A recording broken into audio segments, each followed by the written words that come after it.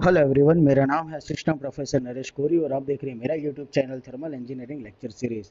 दोस्तों, power plant engineering के unit 9 के लेक्चर नंबर 1 की तरफ चलते हैं, जिसके अंदर आज मैं आप लोगों को बेसिक कंसेप्ट के बारे में बताने वाला हूँ, गैस टरबाइन। देखिए दोस्तों, जीटीयू के अंदर gas turbine chapter 3 to 5 marks का पोर्शन है। इस चैप्टर में से आपको कोई भी एक सवाल या एक थियरी पूछी जा सकती है। गैस टरबाइन आप लोगों के लिए पावर प्लांट का एक हिस्सा है। जिस तरह से हम लोगों ने थर्मल पावर प्लांट के बारे में पढ़ा, थर्मल पावर प्लांट को आप लोग स्टीम पावर प्लांट भी बोल सकते हो। क्यों? क्योंकि थर्मल पावर प्लांट के अंदर हम लोग वाटर को इवापोरेट करते हैं हाई टेम्परेचर के अंदर, उसको कन्वर्ट करते हैं सुपर हीटेड स्टीम में, और फिर उस सुपर हीटेड स्टीम का हम लोग यूटिलाइजेशन करते हैं टरबाइन को घुमाने के लिए। मतलब कि आपका जो थर्मल पावर प्लांट है, जिसके अंदर आप लोगों ने coal as a field burn किया है, और उसकी वजह से उसकी हीट एनर्जी से आप लोगों ने वाटर को इवापोरेट करके हाई प्रेशर स्टीम में कन्वर्ट करके टरबाइन को घुमाया। तो ऐसे थर्मल पावर प्लांट को बोलते हैं स्टीम पावर प्लांट। जिस तरह से वाटर को हम लोग हाई प्रेशर स्टीम में कन्वर्ट करके हम लोग पावर प्लांट को चला सकते हैं, मतलब कि हम हमारे टरबाइन को चलाते हैं, बिल्कुल उसी तरह से with the help of the combustion of fuel, fuel की कंबशन की वजह से जो भी हॉट गैसेस जनरेट हो रही है, with the help of those hot gases we can also run a turbine. और ऐसे पावर प्लांट को बोलते हैं गैस टरबाइन पावर प्लांट। तो आज मैं आप लोगों को यही गैस टरबाइन पावर प्लांट के बारे में बताने वाला हूँ। सबसे पहले मैं आपको क्लासिफिकेशन बता दूं, बेसिक क्लासिफिकेशन क्या है। इतना डीप में जाने की ज़रूरत नहीं है, सवाल एक ही बार आया हुआ है, इतना खास इंपॉर्टेंट नहीं है, लेकिन बेसिक नॉलेज के लिए मैं आप लोगों को बताऊंगा। सबसे पहला क्लासिफिकेशन होता है the basis of the combustion process. हम लोगों ने EME, elements of mechanical engineering, अभी जो बीएमई सब्जेक्ट आता है फर्स्ट सेमेस्टर में, और डी टू डी में आपके फिफ्थ सेमेस्टर में जो थर्मल इंजीनियरिंग या थर्मोडाइनमिक्स का सब्जेक्ट आता था, उसमें आप लोगों ने कांस्टेंट वॉल्यूम और कांस्टेंट प्रेशर प्रोसेस पढ़ी थी।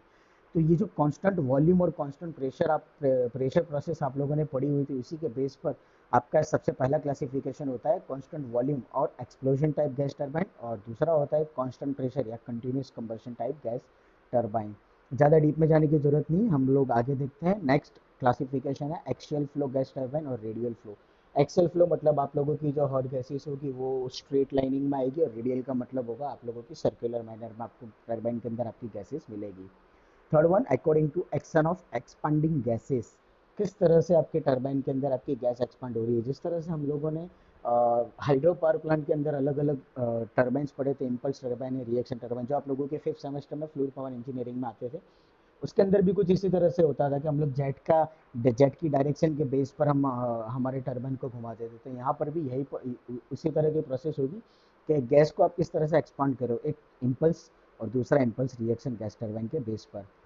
चौथा क्लासिफिकेशन जो है वो हमारे लिए इम्पोर्टेंट है और इसे यही हम लोगों को पढ़ना है। The fourth classification is on the basis of the path of working substance. किस तरह से आपका गैस टरबाइन वर्क कर रहा है। तो पहला ओपन साइकिल गैस टरबाइन, दूसरा close cycle gas turbine, and the last one is semi close cycle gas turbine. इन तीनों में ओपन साइकिल और close cycle gas turbine basic है, आप लोगों के लिए बेसिक कंसेप्ट है, जो मैं आप लोगों को नेक्स्ट लेक्चर में बताने वाला हूँ। The fifth classification is according to thermodynamic cycle. Thermodynamic cycle देखिए, Rankine cycle is the cycle which is operated into the thermal power plant. ठीक है, आप लोगों को क्वेश्चन पूछ सकते हैं कि थर्मल पावर प्लांट के अंदर कौन सी साइकिल ऑपरेट होती है, तो Rankine cycle is the answer. उसी तरह से गैस टरबाइन के अंदर भी साइकिल यूज होती है, तो वो साइकिल कौन सी है। तो नंबर वन सिंपल साइकिल। आप लोगों ने थर्मोडायनेमिक्स में भी ये चीज़ पढ़ी हुई है चैप्टर नंबर 7 के अंदर, कि गैस टरबाइन के अंदर क्या क्या साइकिल आती है, और गैस टरबाइन की एफिशिएंसी इंप्रूव करने के लिए, उस पावर प्लांट की एफिशिएंसी इंप्रूव करने के लिए क्या क्या पैरामीटर्स हम लोगों को यूज़ करने चाहिए। तो ये उसी के बेस पर है। सबसे पहले सिंपल साइकिल, फिर दूसरा सिंपल साइकिल विथ इंटरकूलिंग। आप लोगों को एक एयर कूलर ऐड कर देना, जिसकी वजह से आप एफिशिएंसी इंक्रीज कर सकते हो। The next one is simple cycle with regeneration. फिर से आपकी गैस को कंप्रेस करके उसका रीयूटिलाइजेशन करो, एग्जॉस्ट गैसेस जो टरबाइन में से बाहर निकल रहे हैं। चौथा, सिंपल साइकिल विथ रीहीटिंग। फिर से आपकी गैसेस को रीहीट करो, उसको सुपर हीटेड कंडीशन से और भी ज़्यादा सुपर हीटेड कंडीशन पर ले जाओ। लो प्रेशर टरबाइन के अंदर भी आप लोग उसको यूज़ कर सकते हो, जो कि सेकेंडरी टरबाइन के तौर पर यूज़ किया जा सकता है। And the last one is simple cycle with intercooling, regeneration and reheating, तीनों के तीन प्रोसेस के साथ में कॉम्बिनेशन में। नेक्स्ट क्लासिफिकेशन है according to shaft configuration. Single shaft configuration मतलब कि टर्बोजेट इंजन है, टर्बो सॉफ्ट इंजन है। मल्टी सॉफ्ट मतलब कि टू सॉफ्ट इंजन, फिर turbojet engine, industrial split shaft engine, twin spool engine. And the last classification is according to application. कौन से application के अंदर कौन सी यूसेज के लिए आपको गैस टर्बाइन की ज़रूरत है, तो पावर और industrial gas generation, power generation मतलब इलेक्ट्रिसिटी प्रोड्यूस के लिए, एविएशन और एयरक्राफ्ट टर्बाइंस मतलब कि एरोप्लेन को चलाने चलाने के लिए, पावर आपके पावर फाइटर जेट्स जो होते हैं उसको चलाने के लिए। ठीक है, आप लोगों को अब जब सिक्स्थ सेमेस्टर में थे तो आप लोगों ने एयर रेफ्रिजरेशन सिस्टम पढ़ा है। ठीक है, एयर रेफ्रिजरेशन सिस्टम के अंदर आपको पता होगा कि हम लोग हमारी एटमॉस्फेरिक एयर को रैम एयर में कन्वर्ट करते और फिर उसको कंबशन चैम्बर के अंदर हम लोग कंबस्ट करते थे, और उसको कंबस्ट करने के बाद में जो भी हॉट गैसेस जनरेट होती थी उससे हम लोग टरबाइन चलाते थे। ये सिंपल एयर रेफ्रिजरेशन सिस्टम के अंदर हम लोगों ने पढ़ा था, तो ये वही इसका एक एप्लीकेशन है कि एविएशन और एयरक्राफ्ट टर्बाइंस के तौर पर भी इसका यूज़ किया जा सकता है। तो पहला क्वेश्चन है आप लोगों के लिए, सिंपल साइकिल या simple open cycle gas turbine. Figure के बेस पर समझाऊंगा ताकि आपको जल्दी पता चले। सबसे पहले बेसिक कंसेप्ट मैं आपको बता दूं कि simple open cycle gas turbine के बेसिक कंपोनेंट्स क्या क्या है। सबसे पहला कंपोनेंट होगा, as you can see from the figure, this is the compressor. ये है आपका combustion chamber, gas turbine, and the last one is generator. Generator इसीलिए क्योंकि आपकी मैकेनिकल एनर्जी जो प्रोड्यूस होगी टर्बाइन के घूमने से हम उसको इलेक्ट्रिकल एनर्जी में कन्वर्ट करेंगे, इसीलिए। आप देख सकते हो फिगर के अंदर आप लोगों के पास में टोटल 3-4 प्रोसेस होगी, process 1 to 2, 2 to 3, 3 to 4 and last 4। और एटमोसफेयर के अंदर मैं आपको समझाता हूँ किस तरह से। 1 to 2 के बीच में कंप्रेसर है, मतलब इस प्रोसेस को बोलेंगे कंप्रेशन प्रोसेस। 2 to 3 के बीच में कंबशन चैम्बर है जिसके अंदर से आपको फ्यूल एंटर करवाना है, मतलब ये हो जाएगा आपकी कंबशन प्रोसेस। 3 to 4 आपका गैस टर्बाइन है जहाँ पर आप लोगों को टर्बाइन वर्क मिलने वाला है, मतलब ये आ जाएगा आपके टर्बाइन वर्क। अभी 1 to 2 के बीच में देखो कंप्रेसर है। अब आपको बेसिक कंसेप्ट आपका पता है कि कंप्रेसर का बेसिक कंसेप्ट क्या होता है, तो compressor is use to produce high pressure from lower to higher. जैसे कि आप लोगों को पता होगा कि हम लोग जब हमारे टायर में, हमारे व्हीकल के अंदर टायर में हवा भरवाते तो definitely the pressure of that compressed air is too much high with compare to the atmospheric level. तो उस एटमॉस्फेरिक लेवल से जो हाई टेम्परेचर आप लोगों को मिल रहा है, ठीक है, वो किस तरह से मिल रहा है, क्योंकि कंप्रेसर के अंदर हम लोगों ने हमारे एटमॉस्फेरिक एयर को कंप्रेस किया है। The same thing will happen over here. यहाँ पर भी वही चीज़ होने वाली है। आप फिगर के अंदर देख सकते हो कि एटमॉस्फेरिक एयर जो होगी वो हम लोग कंप्रेसर के अंदर एंटर करवाएंगे। ठीक है, अब कंप्रेसर के अंदर क्या होगा, तो कंप्रेसर की प्रोसेस की वजह से आपकी एटमॉस्फेरिक एयर कंप्रेस्ड होगी। कंप्रेस्ड होने की वजह से क्या होगा, the pressure of that atmospheric air will increase to much high. यहाँ पर प्रेशर आप लोगों को काफ़ी हाई मिलता है, एटलीस्ट 50 to 100 बार तक आप लोगों को मिल सकता है, क्योंकि हम लोगों को काफ़ी अच्छा कंबशन करना है। अब आप लोगों ने सिक्स्थ सेमेस्टर आईसी इंजन में पढ़ा होगा टर्बो चार्जिंग के बारे में। टर्बो चार्जिंग के बारे में आप लोगों ने पढ़ा होगा, हम लोग उसके अंदर सुपर चार्जिंग के बारे में, कि उसके अंदर हम लोग ये करते थे कि जो भी एटमॉस्फेरिक एयर हमारे आईसी इंजन के अंदर कंबशन के लिए जाती है उसको पहले कंप्रेस किया जाता है, जिसकी वजह से क्या होता है कि उसकी डेंसिटी काफ़ी डिक्रीज हो जाती है। और डेंसिटी डिक्रीज होने की वजह से क्या होता है कि वो प्रॉपर कंबशन देता है। द सेम फंडा is applied over here. Compressor के अंदर आपके एटमॉस्फेरिक एयर को कंप्रेस करने की वजह से क्या होगा कि density of your atmospheric air will decrease drastically, बहुत ही ज़्यादा उसकी जो डेंसिटी होगी वो डिक्रीज हो जाएगी, और ऐसे डिक्रीज डेंसिटी की वजह से क्या होगा कि वो प्रॉपर कंबशन दे पाएगा। मतलब क्या होगा कि 1 to 2 प्रोसेस में आपके एटमॉस्फेरिक एयर का प्रेशर P1 से P2 जितना, लेट्स से दैट सपोज करो कि P1 से P2 का जितना इंक्रीज हो रहा है, मान लो कि एटमॉस्फेयर का प्रेशर है 1 बार, जब आप कंप्रेसर में से बाहर निकालोगे at that time the pressure of that compressor will be above 50 बार और 60 बार और लेट्स से 100 बार। ठीक है, तो ये आपकी प्रोसेस 1 to 2 होगी। Now as you can see from the figure, जो भी कंप्रेस्ड एयर है वो कंप्रेस्ड एयर जाएगी आपके कंबशन चैम्बर में। अब कंबशन चैम्बर में क्या होगा, हम लोग कंबशन चैम्बर के अंदर फ्यूल को सप्लाई करते हैं। जिस तरह से डीजल इंजन के अंदर हम लोग फ्यूल को सप्लाई करते हैं इंजेक्टर के थ्रू, बिल्कुल यहाँ पर उसी तरह से हम लोग फ्यूल को सप्लाई करेंगे इंजेक्टर के थ्रू, जिसकी वजह से क्या होगा कि फाइन स्प्रे पार्टिकल में आपका फ्यूल अंदर इंजेक्ट होगा। अब कंबशन चैम्बर में क्या हो रहा है कि आप लोगों की जो एटमॉस्फेरिक एयर थी वो कंप्रेस्ड एयर हो गई है, उसका टेम्परेचर काफ़ी हाई है।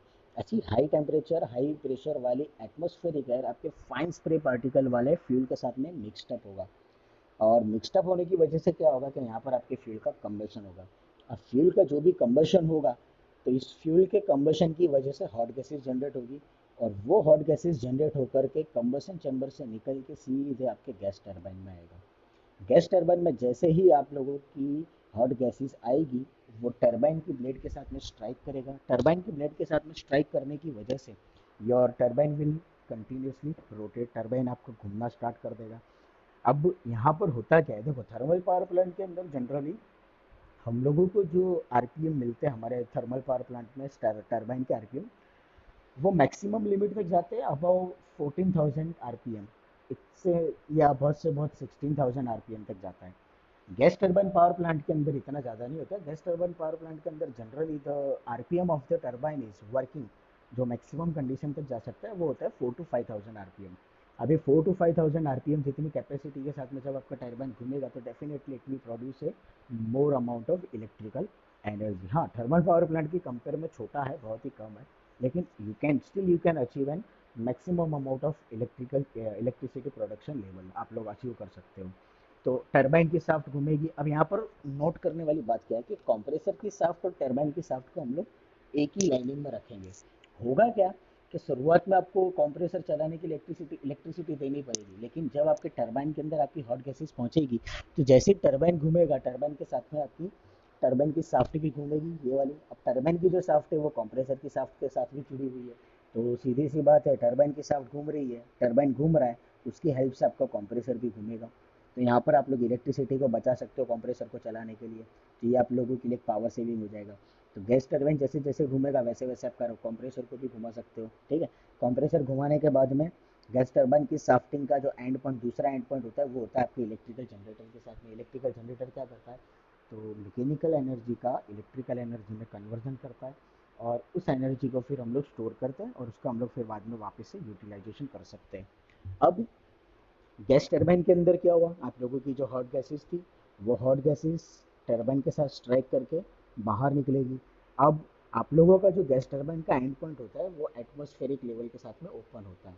तो होगा क्या कि जो भी आप लोगों की हॉट गैसेस है वो सीधी आपके एटमॉस्फेयर में चली जाएगी। तो ये आपकी प्रोसेस 4 to 1, वन तो नहीं कह सकते, वन ही हो जाएगा, वन कह भी सकते हो क्योंकि वन आप लोगों ने एटमॉस्फेयर कंसिडर किया, तो यू कैन से दैट ये आपकी प्रोसेस हो जाएगी 4 to 1 एक्सपांशन। तो जिसका एग्जॉस्ट सॉरी तो जिसके अंदर क्या होगा कि गैस टरबाइन के अंदर जो भी आप लोगों की हॉट गैसेस थी वो सारी हॉट गैसेस आप लोगों की एटमॉस्फेयर के अंदर रिलीव हो जाएगी।